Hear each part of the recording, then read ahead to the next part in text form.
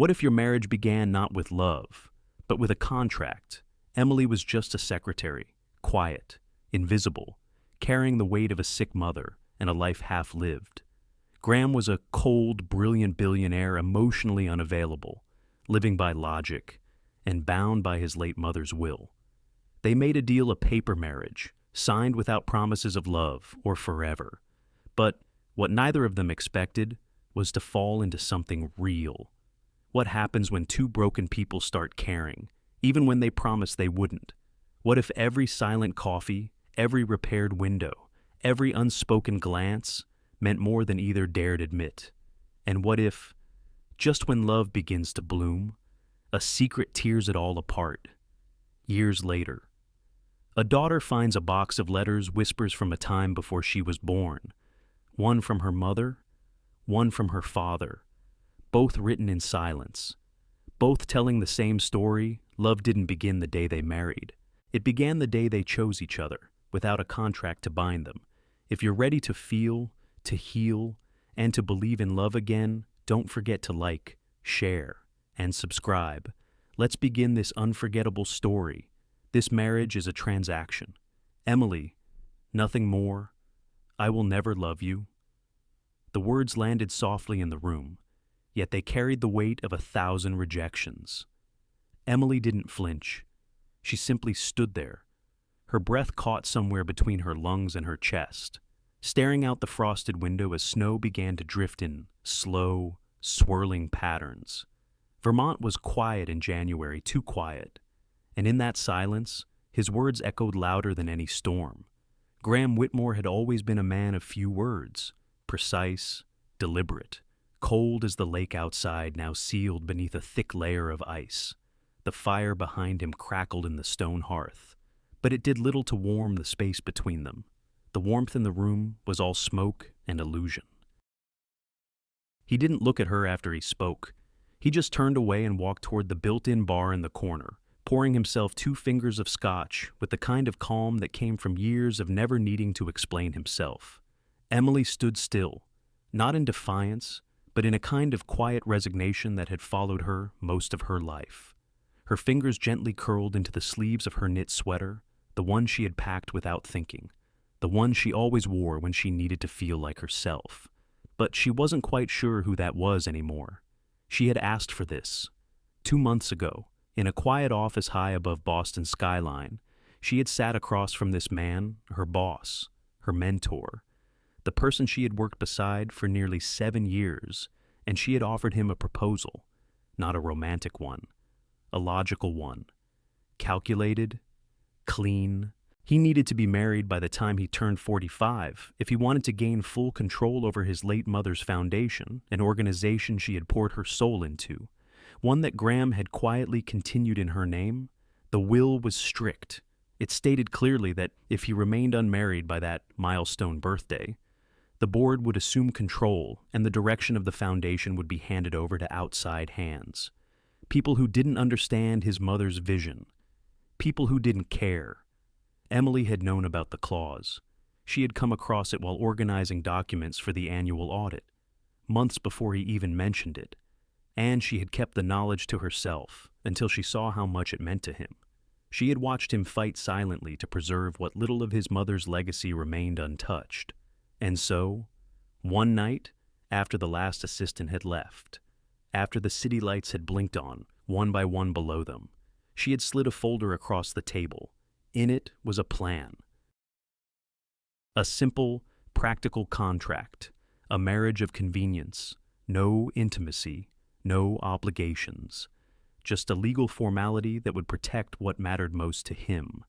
He had read it without expression, and after several long seconds, he nodded once. The wedding had been quiet.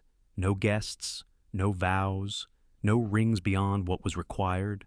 Just paperwork signed in a county clerk's office and a quick drive up north to this house, his mother's old winter cabin, tucked deep into the pines of Vermont. A place meant for solitude, not for newlyweds. Now, they were here, married in name, bound by agreement, strangers in everything else. Emily walked slowly toward the window seat and lowered herself onto the cushion. The fabric was cold beneath her, the kind that held the chill long after the sun had set. She watched as snowflakes danced outside, soft and delicate, nothing like the tension that lingered in the room behind her. She could hear Graham's footsteps recede down the hallway, the door to his study clicking shut. He didn't slam it. He never did. He didn't need to. His silence carried more finality than anger ever could. She drew her knees up and wrapped her arms around them, the teacup in her hands cooling rapidly. He had set it out for her earlier, without a word chamomile. Her favorite. The mug had been placed beside a folded napkin and a small dish of honey. She hadn't said thank you. She hadn't known how. How do you thank someone who brings you tea with one hand and crushes your heart with the other? But it wasn't heartbreak. Not really. That would require love. And she hadn't let herself feel that, not yet. She was too practical for that, too seasoned, too tired. What hurt wasn't the lack of love, it was the certainty of its absence. She pressed her forehead lightly against the glass, watching as the sky deepened into night. The lake was barely visible now, just a silver shadow under layers of falling snow. Somewhere in the woods beyond, an owl called out low and haunting.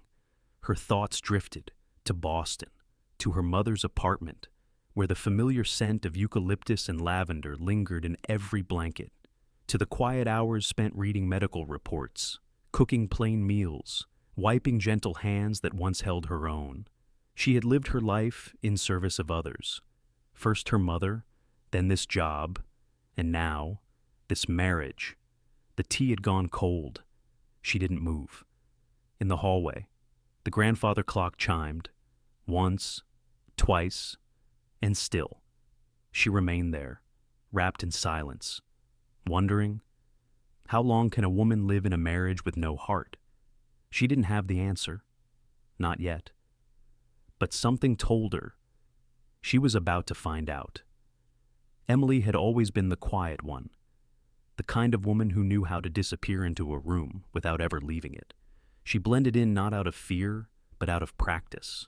There was a strange kind of safety in being invisible, especially when life had taught her how fragile things could become when you stood in the spotlight too long. At 35, Emily Carter had learned how to hold the world together with a glance and a clipboard. She kept appointments running on time, investors calm, and her boss's schedule tighter than a banker's vault. But outside the glass and steel building in downtown Boston, her life was quiet, small, carefully constructed around routines that gave her the illusion of control. Each evening, she rode the same bus home. She stopped by the same corner store to pick up chamomile tea and a carton of milk. And every night, she sat beside her mother's bed, reading aloud articles from old magazines, even if her mother no longer remembered them. Her mother had Parkinson's diagnosed 8 years earlier. The woman who once sang hymns while baking apple pie had grown quieter with each passing year. Her voice had thinned. Her hands trembled, but she was still there, behind her eyes, behind the silence. And Emily stayed because that's what daughters did. They stayed. Her world was measured in pill schedules, grocery lists, insurance forms, not in love stories, not in risk. And yet, one Tuesday evening in October, as the city buzzed outside her office window, Emily did something wildly out of character. She asked her billionaire boss to marry her. The words didn't come out like they did in movies. There was no piano playing in the background, no swelling orchestra, just the quiet shuffle of papers and the faint hum of the HVAC. Graham had been reviewing the endowment statements for his mother's foundation when she walked in with a manila folder in hand. Her expression was calm, her tone even, but inside, something was trembling, something she hadn't felt since the day her father walked out and left her mother staring at a closed door. "I've put together something I think you should consider," she'd said. Graham raised an eyebrow, not out of suspicion, but habit. She rarely brought him anything that wasn't urgent, and this, on the surface, looked far from ordinary. He opened the folder. His eyes scanned the first few lines, then paused. Emily watched him carefully. His face gave away nothing. Inside the folder was a proposal, a legal contract, marriage on paper only, no expectations, no shared bank accounts, No press coverage unless necessary. Just enough to satisfy the clause in his mother's will, the one that would expire on his 45th birthday. If he remained unmarried, the board would take over the foundation and likely dismantle its community outreach work programs his mother had cherished. What the document didn't mention, what Emily didn't say, was that she had known about that clause long before Graham did. Weeks ago, she had stumbled upon it while reviewing archived trust documents for the foundation's legal audit. She hadn't meant to snoop. It was part of her job, after all. But when she saw the stipulation, something inside her froze, and something else started to shift. She didn't bring it up right away. She let it sit, quietly growing roots inside her. And as days passed, she noticed how much Graham poured into the foundation, even when no one was watching. How he visited local shelters without alerting PR teams. How he funded scholarships anonymously, just to preserve dignity. She knew then he didn't just care because it was expected. He cared because his mother had. So she decided to do something she never imagined she would offer herself as a solution. It wasn't romance. It wasn't rescue. It was simply what needed to be done. But it still cost her something. Graham, upon reading it, remained silent for what felt like an eternity. His fingers traced the paper's edge, a small tell of his discomfort. Then he looked up, his eyes unreadable. "This would change your life," he said. "I know." Why she didn't answer that? Not fully. She mentioned the importance of continuity, of protecting the foundation's legacy, of keeping his control intact. She cited logistics, timing, simplicity. She never mentioned the night she cried in the elevator after overhearing a board member mock his mother's memory. She never said she admired him. She certainly didn't say she'd begun to feel things dangerous, delicate things whenever she watched him work quietly into the night. He studied her for a long moment. Then he nodded. And just like that, a new chapter began. They married the following month efficiently, cleanly, no flowers, no rings beyond what the state required, no guests, just a courthouse clerk, a notary, and 2 pens. Graham didn't look at her when he signed, and she didn't expect him to. She had agreed to every term. She had written them, after all. But when the papers were filed and the ride to Vermont began, Emily felt a quiet ache blooming in the space behind her ribs. Now, weeks later, she sat by the lake house window, remembering every moment of that proposal. Her hand reached into the pocket of her cardigan and pulled out a folded piece of paper, the draft of the original contract she had written long before she showed it to Graham. At the bottom of the page, in tiny handwriting, there was a single line she had written and crossed out, "Because I care about more than just your mother's foundation." She had never told him, never would, because some things were better left unsaid, because if she admitted that, everything would become real. And real was messy. Real meant risk. Real meant feelings, and feelings weren't part of the agreement. She returned the paper to her pocket and closed her eyes for a moment. Snow was falling again, gentle and slow, the kind of snow that covered everything, even footprints, especially footprints. She thought back to Graham's voice from earlier that night. So certain, so final. "I will never love you." And yet, as she signed her name on the marriage certificate that day in Boston, she remembered feeling something stir inside her, not regret, not fear, but a soft kind of hope, one that had no name, but insisted on being felt anyway. A hope she buried deep, a secret she would carry alone. They slept under the same roof, but 1,000 miles apart in silence. And yet, every morning, the coffee was already made the way she liked it. Emily noticed it on the 3rd day.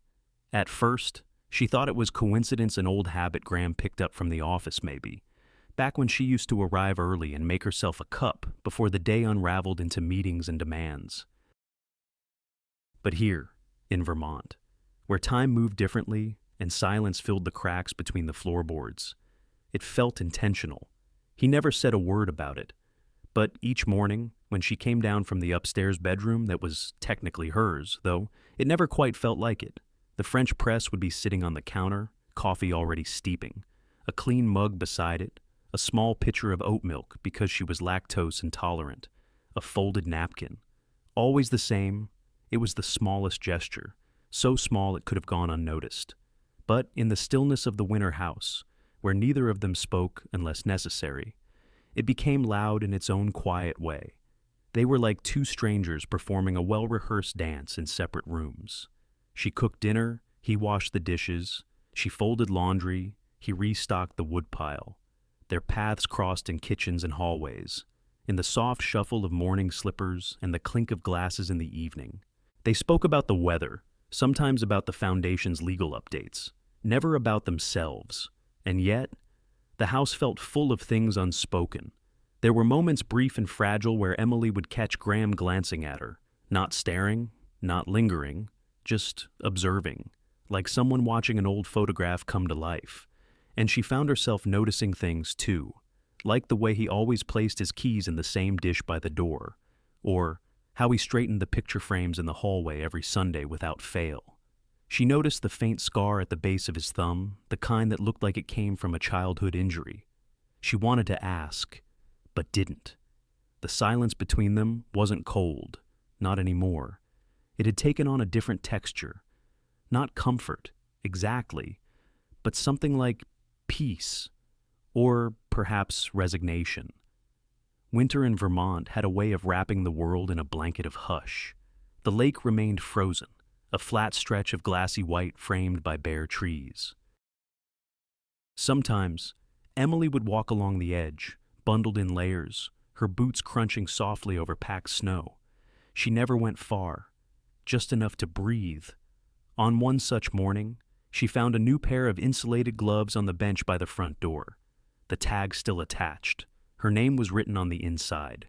She stood there for a long time, holding them in her hands, wondering if it was an apology or simply kindness. When she wore them the next day, Graham didn't comment, and neither did she. Another afternoon, she heard the sound of tools coming from her room. She climbed the stairs quietly and peeked through the crack of the door. He was there on one knee, fixing the window frame that had been letting in cold drafts since their first night. He didn't see her. He simply worked, brow furrowed, sleeves rolled, movements efficient. He finished, wiped the sill with a cloth, and left without noticing her watching. Emily didn't say thank you. She couldn't. Something inside her felt both softened and confused. It was safer not to name it, because to name it would be to invite it in. And she wasn't ready for that. At night, they read in separate rooms. She found an old bookshelf filled with classics: Jane Austen, Steinbeck, Baldwin. She chose Persuasion, letting the words fill the hollow spaces. Sometimes she wondered if he read too. And what? One evening, she found a copy of The Old Man and the Sea Left on the arm of the couch. The spine was cracked, a bookmark tucked neatly between pages. She touched it, then pulled her hand away.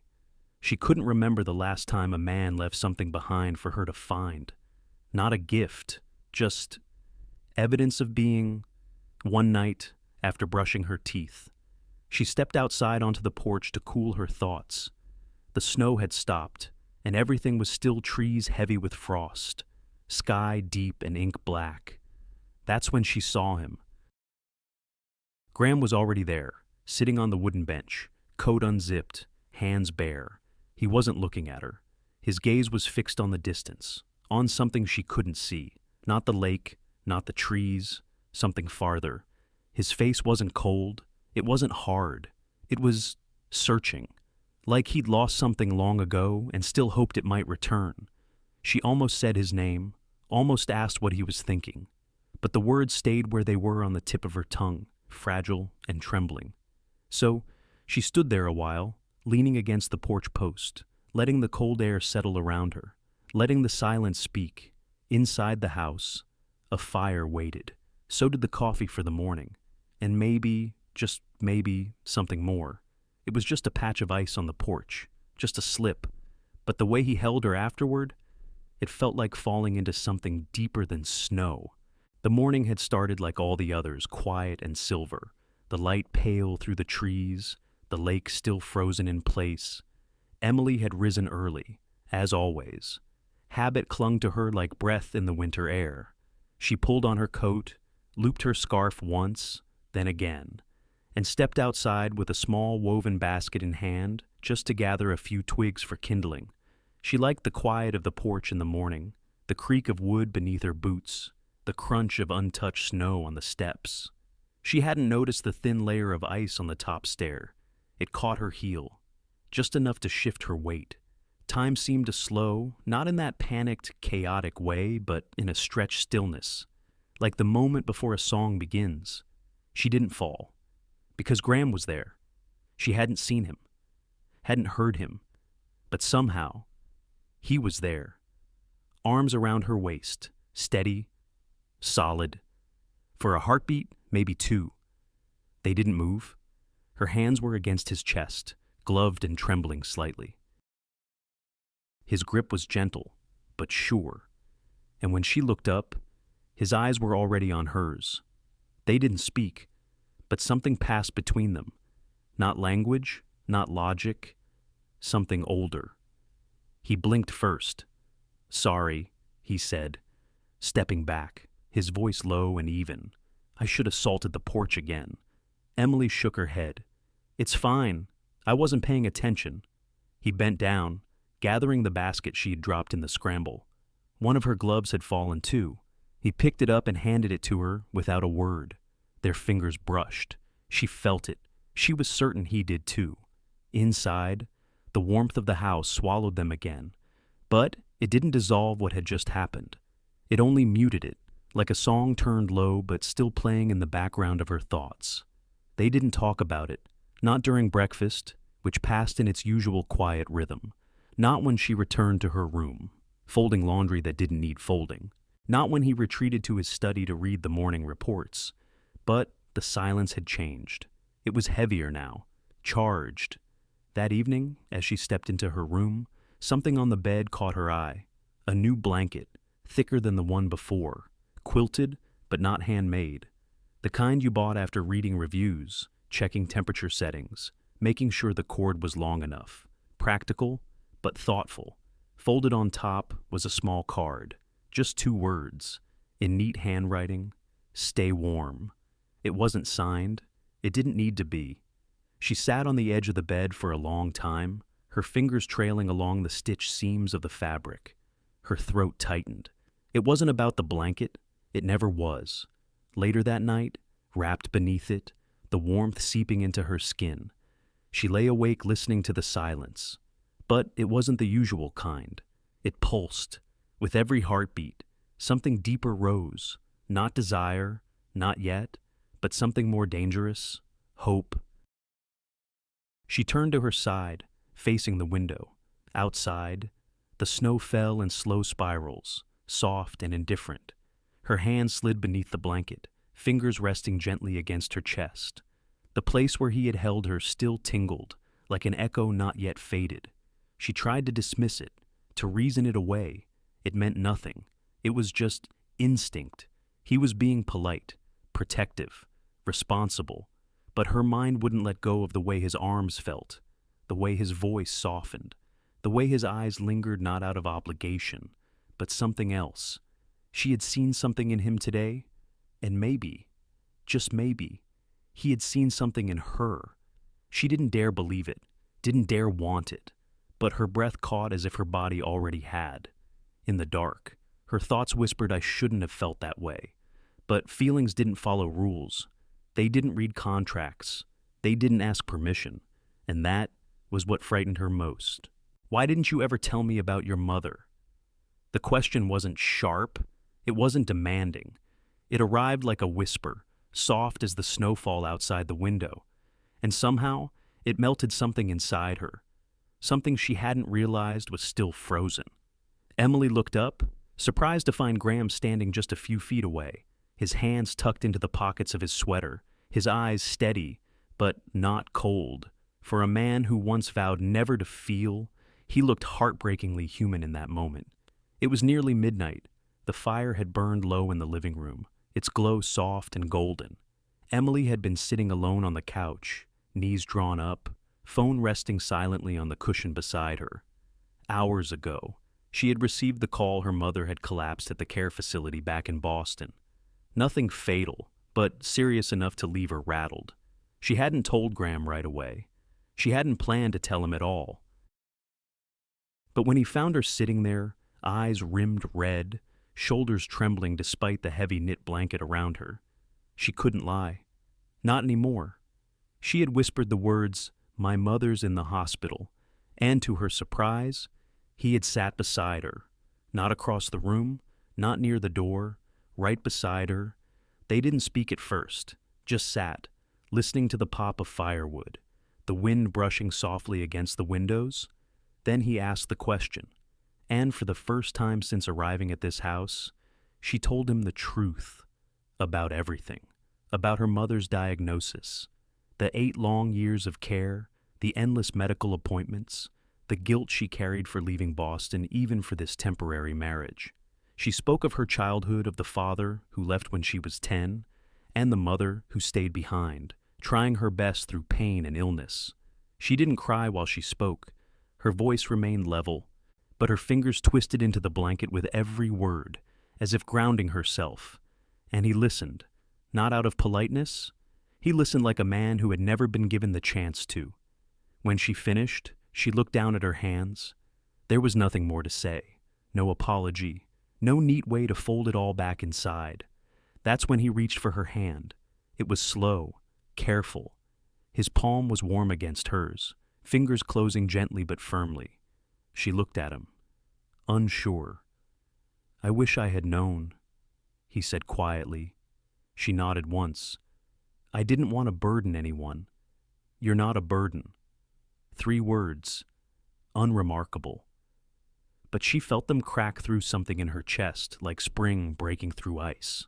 She had lived her life in quiet sacrifice, thinking it noble to never ask for help.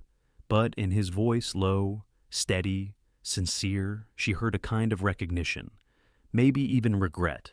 Then he did something that startled her more than his touch. He leaned forward and kissed her. It wasn't urgent, it wasn't rehearsed. It was tentative, like he was asking a question with his lips. And in the space between breath and silence, she answered by leaning in. The kiss deepened, not with passion, but with need. The kind that had nothing to do with desire and everything to do with being seen, being held, being allowed to exhale. She didn't remember how they ended up upstairs. She just remembered the way his hands trembled slightly when they reached for hers, how he paused to brush the hair from her cheek before pulling back the blanket, how he looked at her, not with possession, but with permission. They didn't rush. They didn't need to. Their bodies came together the way autumn fades into winter gently, inevitably. And when it was over, they didn't speak. They lay there, the electric blanket humming softly beneath them, the air warm but not stifling. His arm was draped around her waist. Her head rested against his chest. For the first time in years, she slept through the night.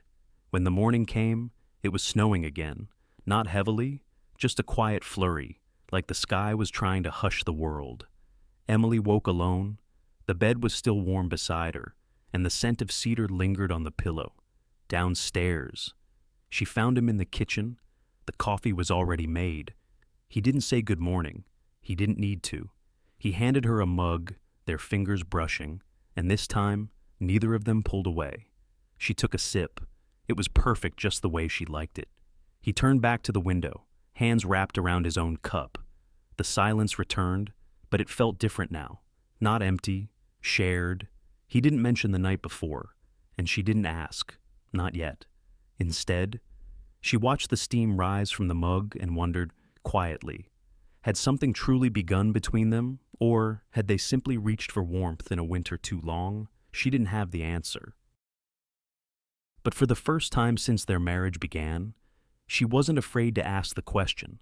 He found the file by accident, but what he saw rewrote everything he thought he knew about her. It was a Tuesday morning. The snow had melted slightly, just enough to reveal patches of gravel along the driveway. Graham had risen early, earlier than usual. A part of him felt lighter after the night they'd shared, not just physically, but emotionally. He hadn't admitted it aloud, but something in him had started to soften. to shift. He went into the study with a plan to draft a proposal for a new wing at the community center, an idea he and Emily had casually discussed over breakfast last week. He reached for a folder on the second shelf of the bookcase, where she often kept her admin files from the foundation. He was looking for budget notes. What he found instead was a thin manila envelope, unmarked except for a faint pencil scrawl. Emily Carter, draft contract. It wasn't sealed, just lightly folded over. He pulled it out. Inside were printed pages, a draft marriage contract nearly identical to the one they had signed months ago, except this one was dated nearly 3 weeks before she had brought it to him, and worse attached to it was a photocopy of his mother's will, highlighting the clause about marriage and control of the foundation. There, in Emily's handwriting, were notes in the margins, circled dates, underlined phrases. One phrase stood out. Darkly inked clause, expires on birthday. Suggest early legal discussion. He stood still for a long time. Something inside him recoiled, not just at the document, but at what it implied. She had known, long before she'd offered the idea, long before she'd pretended to stumble across the will in a routine audit. She had known. She had planned. He wasn't sure how long he stood there, the folder in one hand, disbelief blooming into something darker. He heard the creak of the stairs. Emily's voice, soft behind him. "Hey, He turned, slowly. She paused mid-step, the way a deer might freeze at the sound of snapping twigs. Her eyes dropped to the folder in his hand. She knew. "You knew," he said, not loud, not angry, just hollow. Emily swallowed hard. "Graham, you had this drafted before you said anything to me. You planned this." Her voice trembled. "I didn't plan us. I wanted to help." "Help," he repeated, the word bitter on his tongue. She stepped forward. "I never meant to deceive you. I saw how much the foundation meant to you. I saw what losing it would do. And yes, I found the clause early. I didn't say anything at first because I didn't know how you'd react. But when I offered the contract, it wasn't to manipulate you. It was a strategy." He cut in, calculated, convenient. "No," she said, more firmly. "It started that way. Maybe. But everything after that, it was real." Graham's jaw tightened. "Was it?" She blinked, stunned into silence. "Because now I don't know," he continued, his voice a shade colder. "I don't know if any of this was real. The coffee, the nights by the fire, last night." Emily shook her head. "Don't do that. Don't turn what we shared into something ugly." "You turned it," he snapped. "When you lied." "I never lied," she said, her voice cracking. "I just didn't tell you everything." Same thing. A long silence. Then she stepped back. The air between them turned brittle, like frost spreading across a window. "I'll leave in the morning," she said quietly. "I'll go back to Boston. You won't have to see me again." She didn't wait for a response. She climbed the stairs slowly, each step heavier than the last. And just like that, the warmth of the house dissolved. Boston was gray when she arrived. The sky had the dull hue of winter rain, and the city noise felt too loud after weeks in Vermont's hush.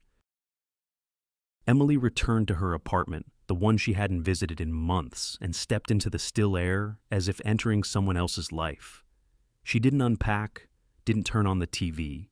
She sat on the edge of the bed for hours, staring at nothing. The next morning, she woke up nauseous.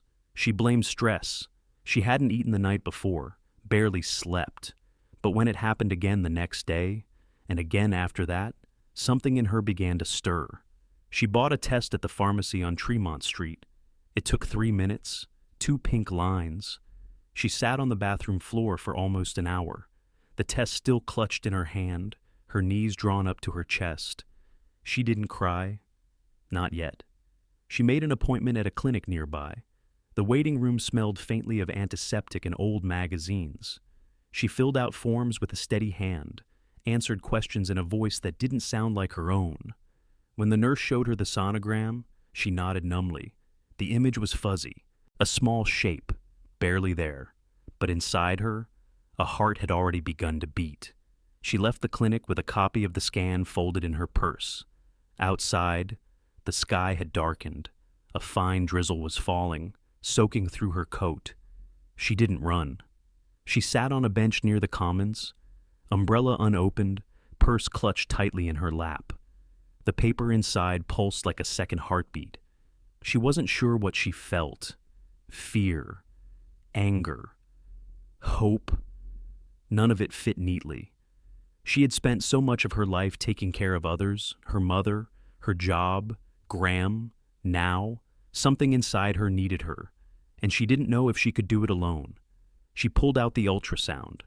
The image had smudged slightly from the damp, but it was still there, still real. She stared at it for a long time. Then, for the first time since Vermont, she whispered not to anyone, but into the cold air around her. I don't know if this is a beginning or another kind of end. Boston in February was all gray skies and silent streets. And inside Emily's heart, it was even colder. The city hadn't changed. The same buses wheezed past the corners at the same hours. The corner store still stacked apples in awkward pyramids by the door.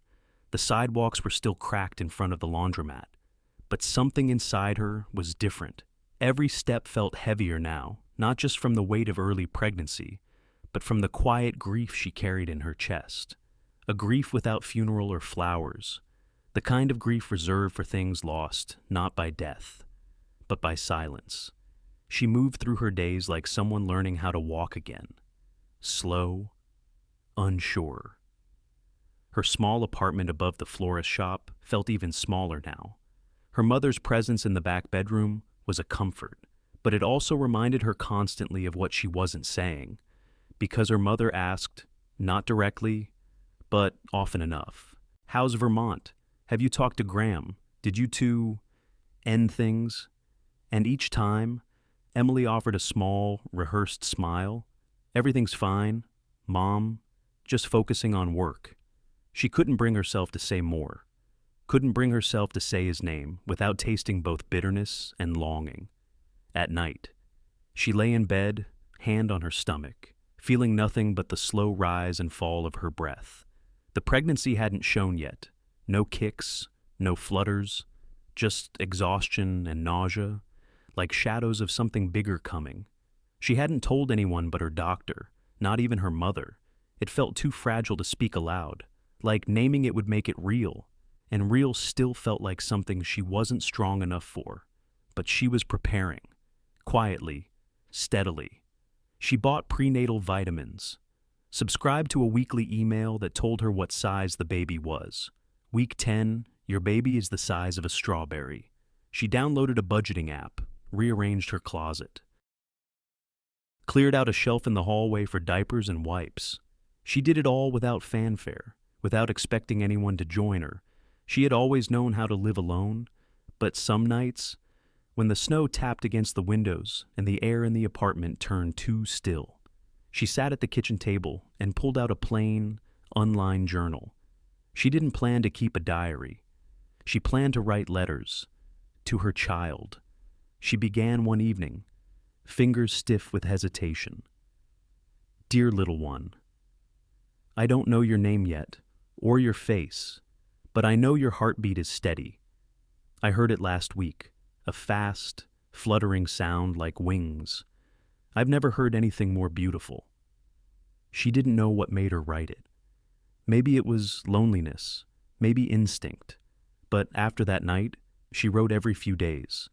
Sometimes just a paragraph, sometimes 3 pages. She wrote about cravings, how she hated pickles before, but now craved them at 3 whim. She wrote about her fears. What if I'm not enough? What if I mess this up? What if you inherit my quiet and your father's pride, and both become walls too high to climb? And sometimes, without meaning to. She wrote about Graham, not by name, just your father. He likes his coffee black and his silence deeper. He notices small things, even when he pretends not to. He once fixed a broken window in my room without telling me. He held my hand when I was shaking, and he kissed me like he didn't expect anything in return. She didn't say anything about how it ended. Some truths were still too tender, but writing became her way of staying afloat, her way of reaching across the void to someone who didn't yet exist outside her body. It was a kind of faith, and it carried her through February. The day the envelope arrived, she almost missed it. It was tucked between a utility bill and a flyer for a new diner, thin, cream-colored, her name written in neat, familiar handwriting. She opened it slowly, expecting perhaps a letter from the clinic, but what she found stopped her breath. A birthday card, not hers, her mother's. Inside, in blue ink, was a simple message. "Happy birthday, Margaret.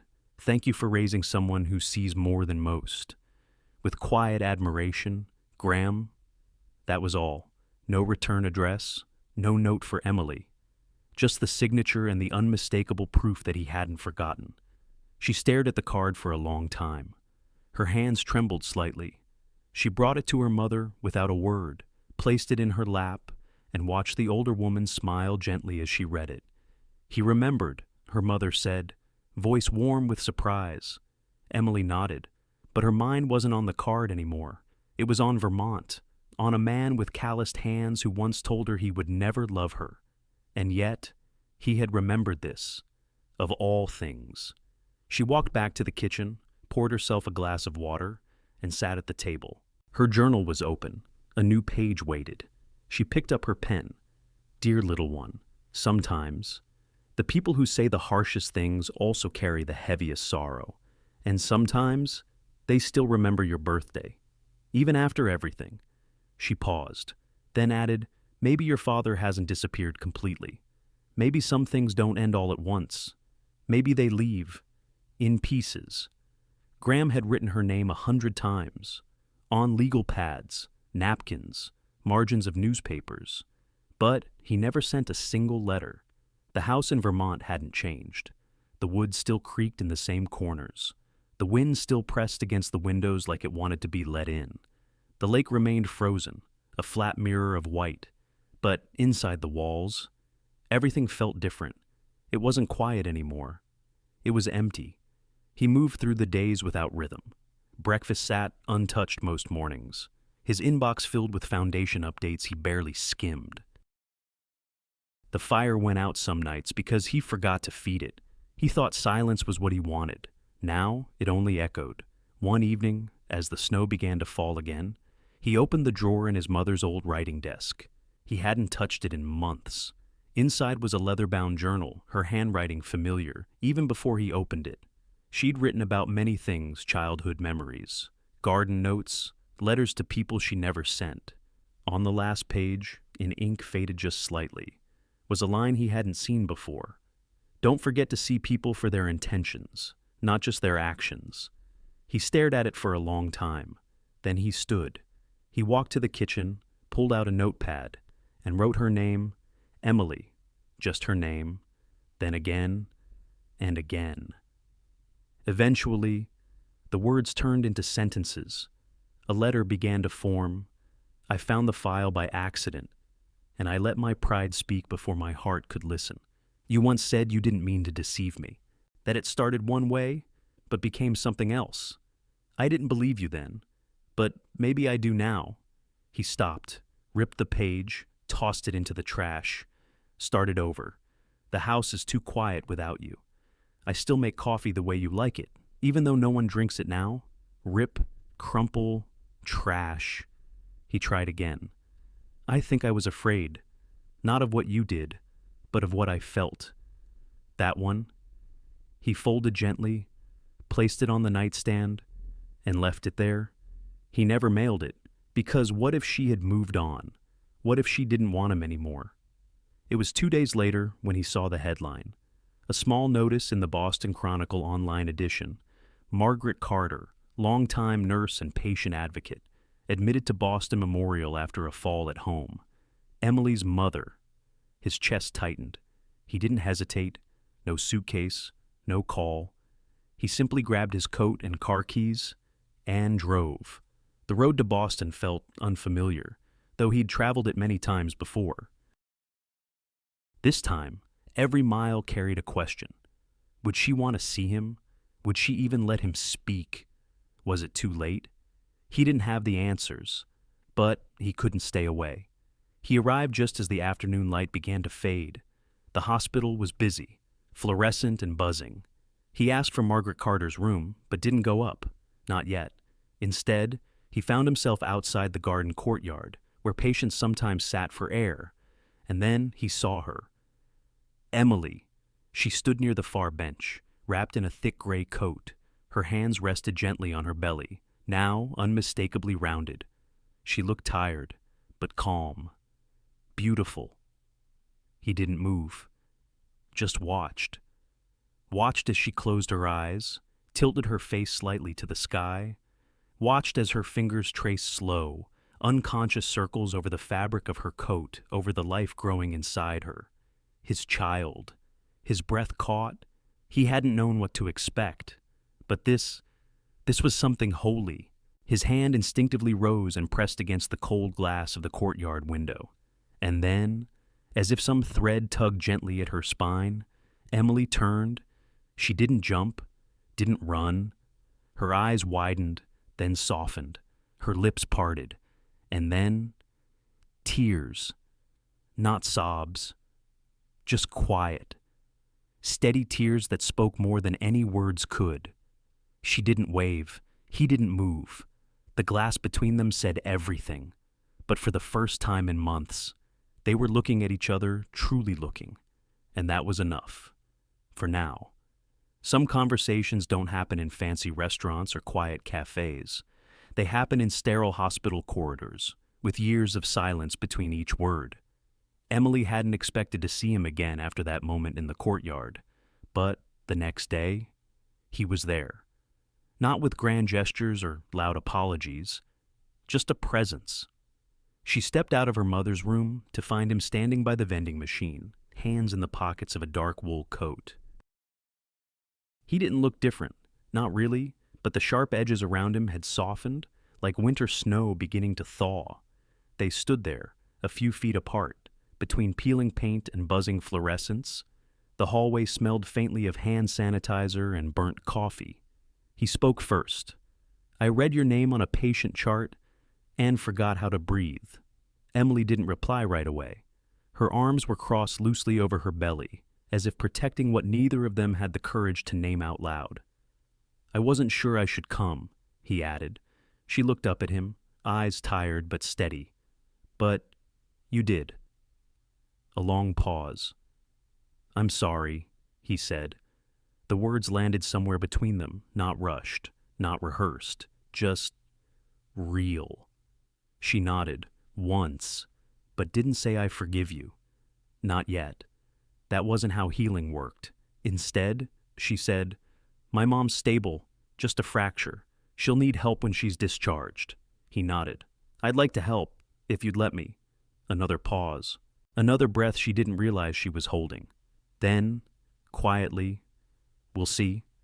It wasn't a yes, but it wasn't a no. He came back the next day, and the day after that. He brought soup from the diner 2 blocks away. Not the instant kind. Chicken and rice, Margaret's favorite. He helped her mother sit up in bed, fluffed the pillows just right. He read aloud from an old poetry book someone had left behind on the waiting room table. Emily watched him from the corner chair, said little, observed more. Something had shifted. The man who once lived behind a wall of contracts and cold logic now adjusted her mother's slippers without being asked. He filled out her insurance paperwork with patience. He asked the nurses thoughtful questions. He even made them laugh, not because he had changed into someone else, but because, perhaps for the first time, he was letting someone see him. One afternoon, Emily walked into the room to find Margaret asleep, head tilted gently against the pillow. Graham sat beside her, reading softly. He didn't stop when Emily entered. She leaned against the doorframe, arms wrapped around her growing belly. He looked up, and their eyes met. No words, but something passed between them again. Something she wasn't ready to name, but didn't push away. It was a rainy Friday when it happened. Emily was helping her mother sit up, propping her with a second pillow. Graham held the mug of tea steady as Margaret reached for it. Her hands trembled slightly, more from fatigue than pain. After a sip, she set the mug down and turned to him. "You know," she said, voice rasped but clear, "I didn't like you much at first." Graham smiled faintly. "I figured, but I've been wrong before." He looked down. Margaret reached out, slowly, placing her hand on his. "I've seen a lot of love in this world, and a lot of its absence. Don't let this baby grow up thinking love isn't worth the risk." His throat tightened. Emily, standing by the window, turned her face away, not to hide, but to breathe. That night, at home, she couldn't sleep. The rain tapped gently against the windows, a quiet rhythm that echoed her thoughts. She rose from bed, padding barefoot across the hardwood to the small cabinet in the hallway. From the back of the top shelf, she pulled out a wooden box. Inside, dozens of folded pages, letters she had written but never shared, each addressed the same way. "Dear little one, your father." She sat on the floor, blanket wrapped around her shoulders, the box in her lap. Page after page, her words returned to him. His silence, his small kindnesses, the pain, the hope. He had been there in every letter, even when she didn't want him to be. She traced the lines with her fingertips, tears gathering without falling. Maybe forgiveness didn't arrive all at once. Maybe it unfolded. One letter at a time. It wasn't a grand gesture, just a cradle, hand-built with care, waiting quietly in her old bedroom. The drive to Vermont was quiet, not the tense kind of silence they once shared, but a stillness shaped by understanding. Snow lingered in patches along the roadside, softening the world into something slow and forgiving. Emily sat in the passenger seat, one hand resting lightly on her belly, the other wrapped in a knit scarf she hadn't worn since fall. Graham drove without rushing. Occasionally, he glanced at her not expectantly, just softly, like someone learning to look again without flinching. When they arrived at the house, she hesitated at the front steps. The wood creaked under her boots, same as always. But something felt different, not in the walls, in her. He didn't lead her inside. He let her open the door herself. The warmth wrapped around her instantly, not from the fire it hadn't been lit yet, but from the scent of cedar, the clean linen on the couch, the faint aroma of chamomile tea in the air. He walked past her without a word, set her small overnight bag down gently by the stairs. Then he turned. "I didn't bring you here to explain the past," he said, voice even, "or to fix everything in a day." She looked at him, waiting. "I brought you here," he continued, "because I want to be here, with you, for real, no contract, no obligation, just the words as they were." He stepped back slightly, giving her space. She nodded once and followed him upstairs. Her old room was no longer hers. Not exactly. The furniture had been shifted, the windows cleaned, a soft rug spread across the floor, and by the far wall, under the window that faced the lake, stood a cradle. It was simple, wooden, unpainted, but smooth, strong. Her breath caught. "I didn't know if you'd come back," Graham said quietly behind her. "But I built it anyway." She stepped forward, the curve of the headboard, the way the joints met cleanly, the faint scent of sawdust still clinging to the corners. It wasn't perfect. There were slight grooves where the chisel had slipped, but that made it more beautiful. "Is this cherry wood?" she asked softly. He nodded. "From the old tree behind the shed. The one you said always looked like it was watching the lake." She ran her fingers gently along the edge. A card sat folded on the mattress. She opened it. Inside, one sentence. "Some things are worth building slowly. No signature, none needed." She stood there a long time, her back to him, eyes lingering on the empty cradle that didn't feel so empty anymore. When she finally turned around, her voice trembled. "Then, let's start over," she said. "No more contracts, just Us. He didn't smile. He didn't rush forward. He just reached out his hand. She took it. And this time, there were no papers between them. Only warmth, and the quiet rhythm of two people choosing each other, not out of necessity, not out of guilt, but out of something deeper, something that didn't need words anymore.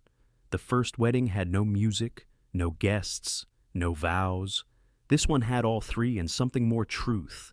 It was late spring in Vermont. The snow had long melted, replaced by fresh blades of grass and shy wildflowers pushing up from the earth. The garden behind the house, once overlooked and overgrown, had been trimmed and tended.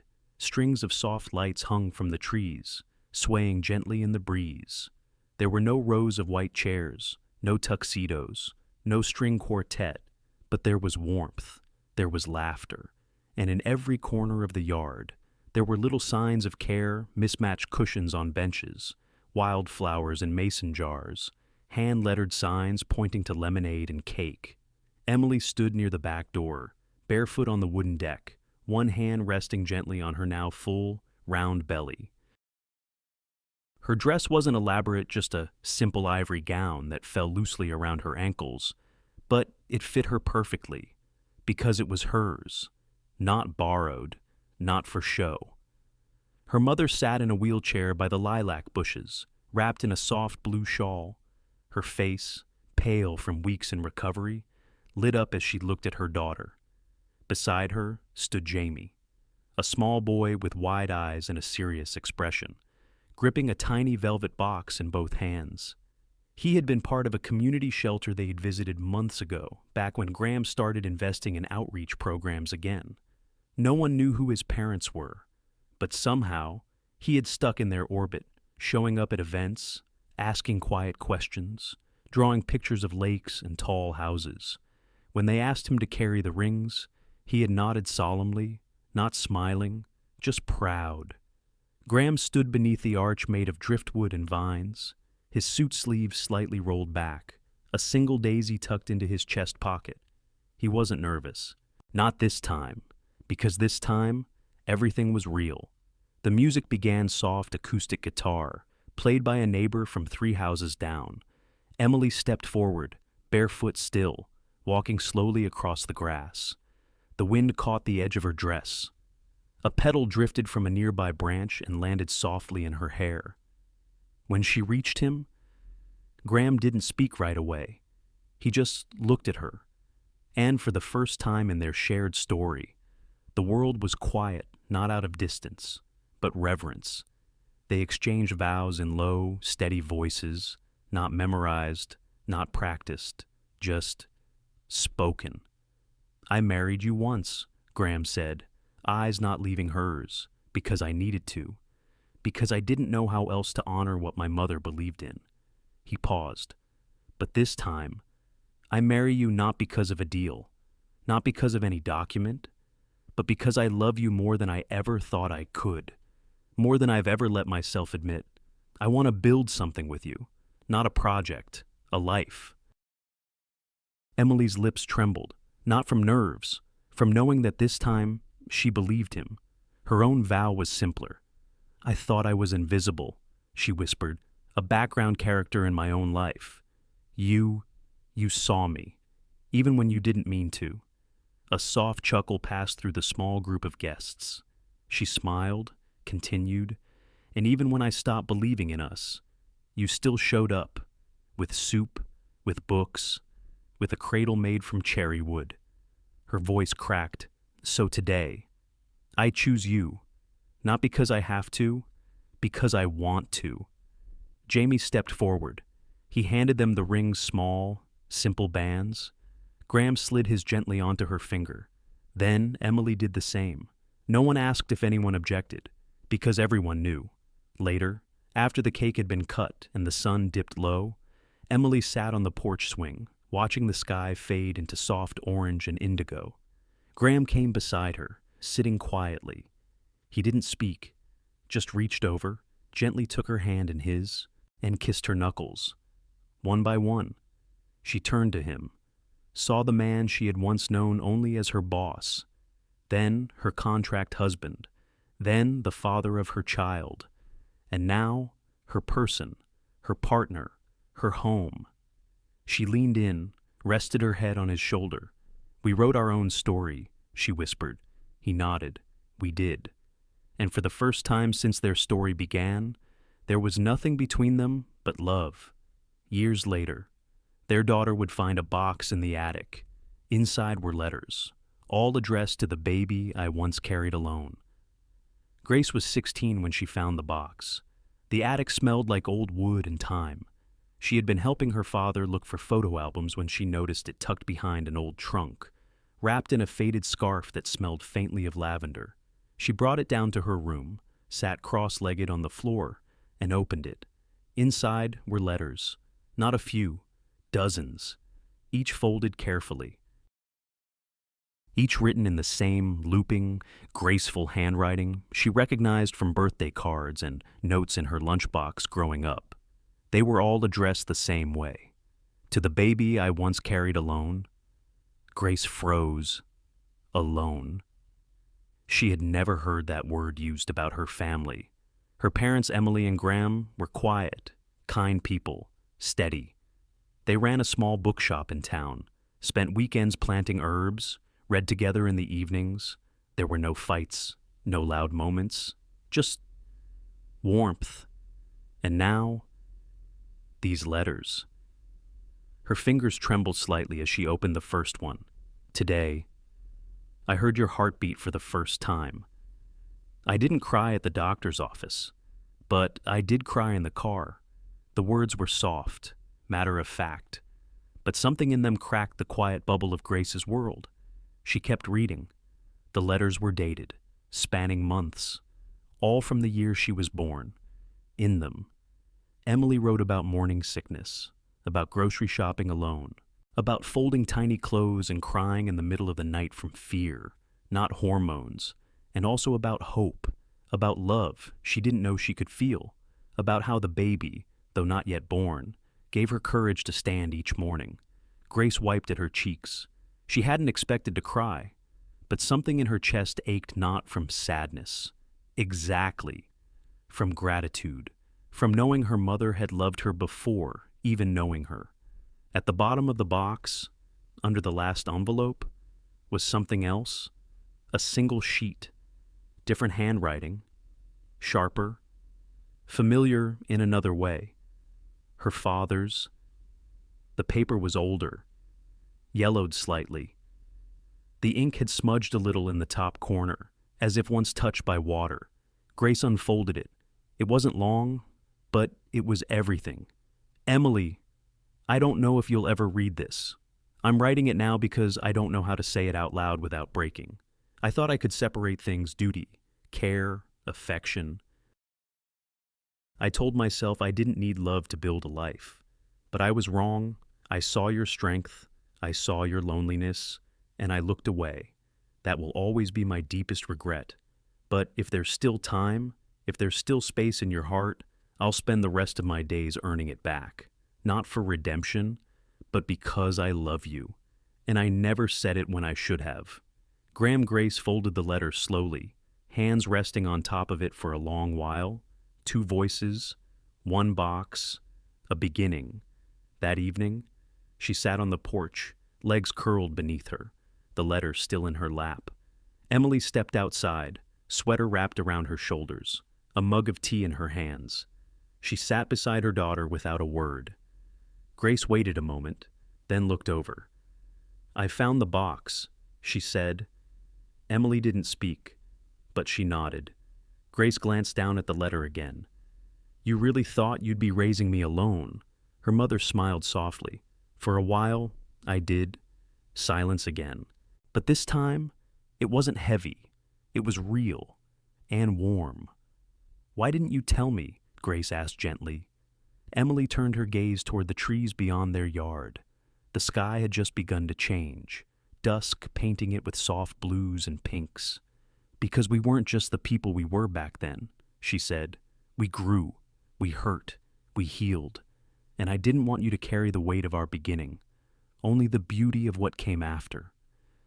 Grace nodded, then asked the question that had been sitting quietly in her chest. Did you ever forgive him? Emily looked at her daughter, her eyes still the soft gray-blue Grace had stared into, since childhood held no bitterness. I did, she said, and I forgave myself too. Later that night, Grace sat on her bed, lights low. She picked up a pen, found a fresh piece of paper, and began to write. Dear Mom and Dad, thank you for being brave. Thank you for loving through the silence. Thank you for not giving up on each other. I don't know what kind of love I'll find someday, but because of you, I know what kind I'll wait for. The kind that builds cradles out of cherry wood, the kind that comes back after being lost, the kind that keeps writing letters even when they're never sent. She folded the letter, slipped it into the empty box, and whispered into the quiet room. They weren't perfect, but they were brave. From the quiet beginnings of a contract marriage to the gentle unfolding of true love, this story teaches us one profound truth. The most meaningful relationships are not built overnight, but over time, through presence, patience, and small, unseen acts of care.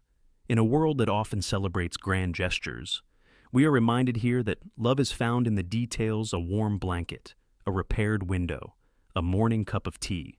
These are the gestures that don't shout, but speak volumes. For older generations, who have seen love in both its joys and silences, this story is a gentle call to remember that healing is always possible. Even after misunderstandings, even after pride, we learn that it's never too late to say, I'm sorry, to hold someone's hand again, or to write a letter that was left unwritten for years. And perhaps the most powerful message: love does not always begin with fireworks. Sometimes, it begins with a quiet choice to stay, to try again, to build something slowly. Because in the end, it's not how we start, it's how we choose to keep going.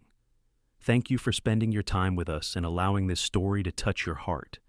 If it moved you, made you reflect, or simply reminded you of something beautiful, please take a moment to like, share, and subscribe to our channel.